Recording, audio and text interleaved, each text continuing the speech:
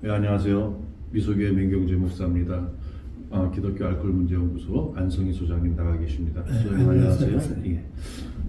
오늘은 이제 변화가 없다면 아무것도 달라지지 않는다 이런 제목으로 지난주까지 이제 재정 과정의 어려움에 대해서 말씀드렸는데 오늘 좀 실질적인 그러한 관계를 다루기 위해서 변화가 없다면 아무것도 달라지지 않는다 이 말씀을 드립니다. 경청해 주시기를 부탁드립니다. 네, 시작하겠습니다. 변화가 없다면 아무것도 달라지지 않는다. 이것이 제목입니다. 어떤 중독자는 말합니다. 저도 마찬가지였습니다. 술에 취해 잠들었다. 잠에서 깨어버린 정말 끔찍한 시절이었습니다. 한때 소용했던 금수기도이었습니다. 그곳에서 나온 이후 한동안 교회에 나가지 않았습니다. 그 이유는 그런 시설을 아내에게 소개한 목사님이 원망스러웠기 때문입니다. 그러나 그 중독자는 훌륭히 단주에 성공하여 지금은 성직자의 반열에 올라가 있습니다. 그 사람은 중독 회복 프로그램을 시행하는 시설에 입원하여 그렇게 단주에 성공한 것이 아닙니다. 저도 같은 경험을 했습니다.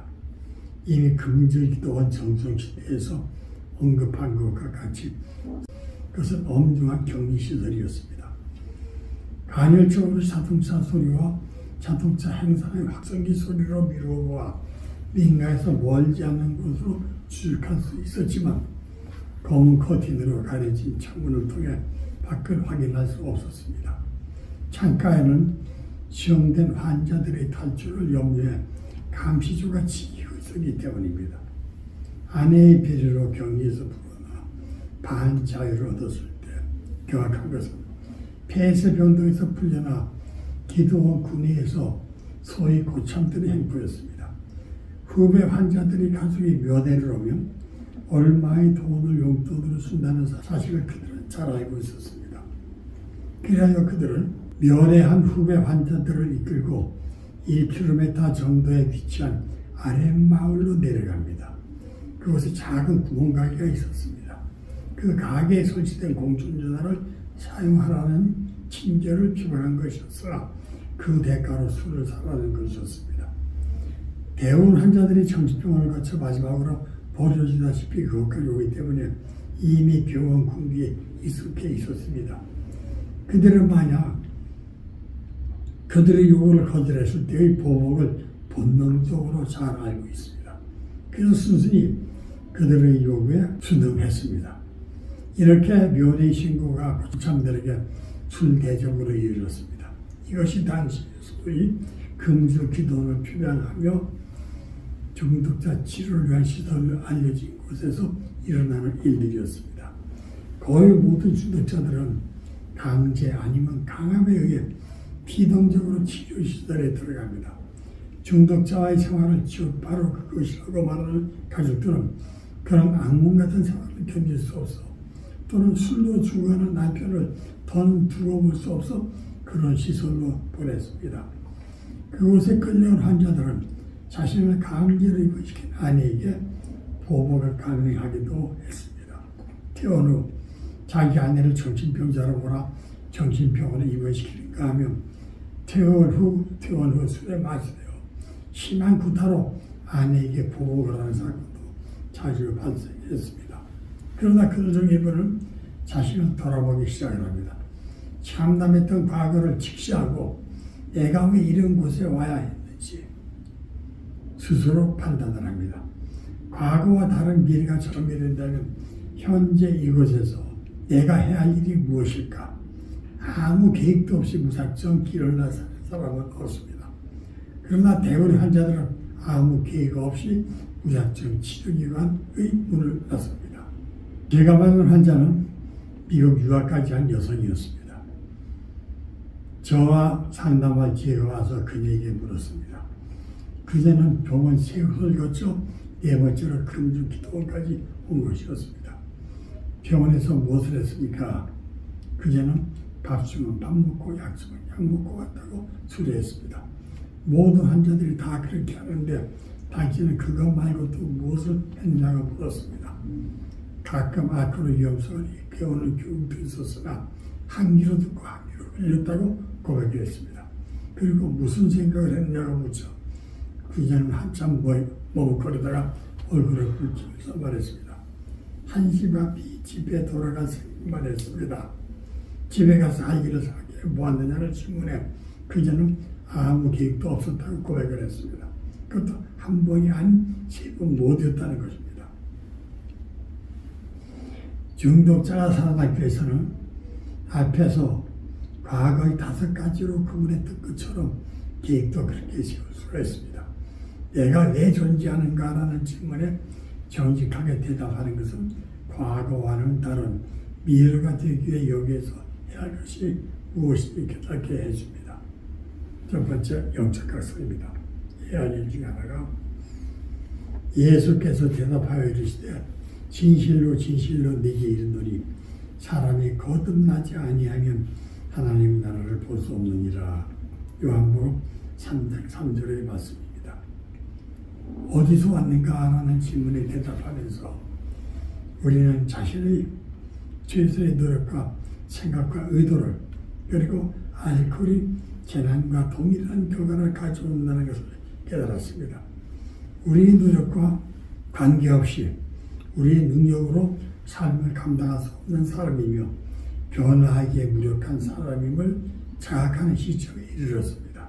우리는 무력함을 인정할 때 우리는 비로소 상한 심령으로 우리 언약함을 돕기 위해 도움에 호소하는 곳에 이르게 된 것입니다. 한때 일본 바둑계를 평정한 대상관이라는 것은 일본 바둑 기전 중 소열 최상위인 기성전, 명인정, 홍인보전을 한 해에 2년 동안 모두 우승한 기사에게 붙여진 아주 대단한 chức입니다.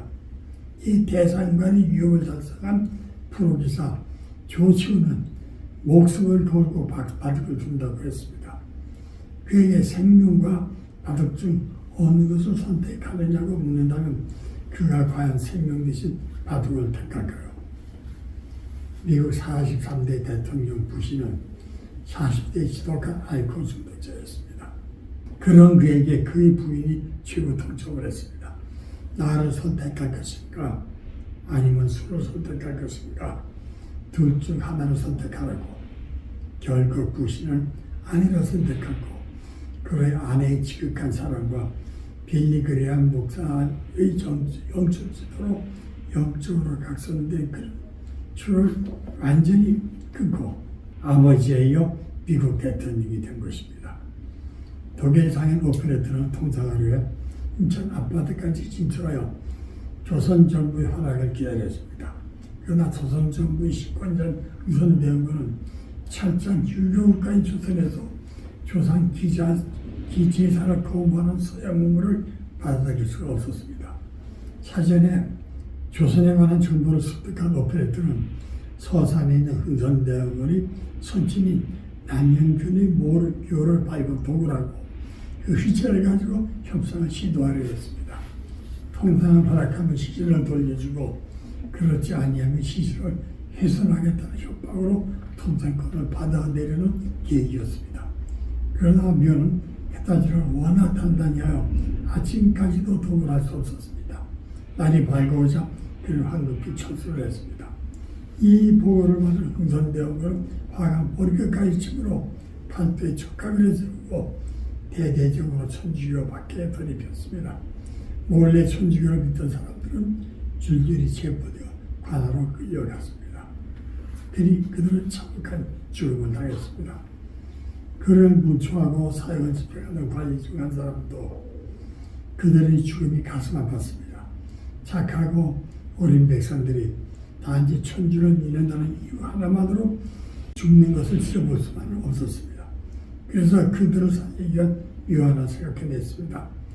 늦은 밤 옥사를 찾아가 그는 잡혀온 천주교인들에게 제안을 했습니다. 내일 문초할 때 거짓이라도 좋으니 이제는 천주를 믿지 않겠다고 하면 살려주겠다고. 그리고 살아나가서 다시 믿으면 되지 않겠느냐고. 그러나 천주교인들은 이를 거부했습니다. 살기한 방편으로 잠시라도 천지를 개발할 수 없었던 그들은 웃으며 순교를 택했습니다. 이런 모습을 지켜본 그 가난은 죽음을 불사는 강력한 신앙의 힘에 충격을 받고 천주교인이 되었습니다. 인간의 가장 큰 두려움은 죽음의 공포입니다. 웃으며 이런 두려움의 공포를 받아들일 수 있는 강력한 힘은 사랑과 종교 외에는 없다고 말합니다. 무력해진 알코올 독사에게 용기를 주고 자신감을 주고 알코올 강박에서 구원해 줄 수 있는 것은 영적 각성뿐이라고 AA는 주장을 합니다. 그리고 실제 전 세계 AA 그룹에서 기적같이 일어나고 있습니다. 영적 거듭남이 없다면 무력함에 대한 우리의 노력은 한계가 있을 뿐입니다. 영적 거듭남과 더불어 하나님의 사랑과 능력을 통해 완성의 길과 건강을 향한 여정이 시작이 됩니다. 두 번째, 마음을 새롭게 합니다.